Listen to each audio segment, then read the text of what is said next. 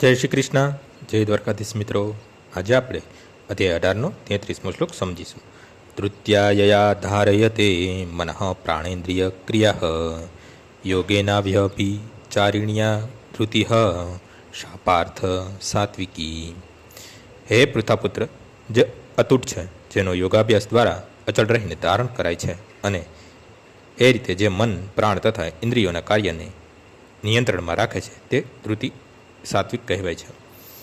યોગ પરમેશ્વરને જાણવાનું સાધન છે. જે મનુષ્ય નિશ્ચયપૂર્વક મન, પ્રાણ તથા ઇન્દ્રિયને એકાગ્રચિત્તે પરમાત્મામાં પરોવીને દૃઢતાપૂર્વક તેમાં સ્થિર રહે છે, તે જ કૃષ્ણ ભાવનામાં તત્પર હોય છે.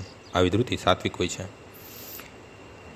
અવ્યભિચારણીય શબ્દ અત્યંત મહત્વપૂર્ણ છે, કારણ કે તે એવું સૂચવે છે કે કૃષ્ણ ભાવના પ્રાણ ભક્તો કદાપી કોઈ અન્ય કાર્ય દ્વારા વિચલિત થતા નથી. આજનો શ્લોક અહીં પૂર્ણ થાય છે. આવતીકાલે ફરીથી સવારે 6 વાગ્યે મળીશું. જય શ્રી કૃષ્ણ.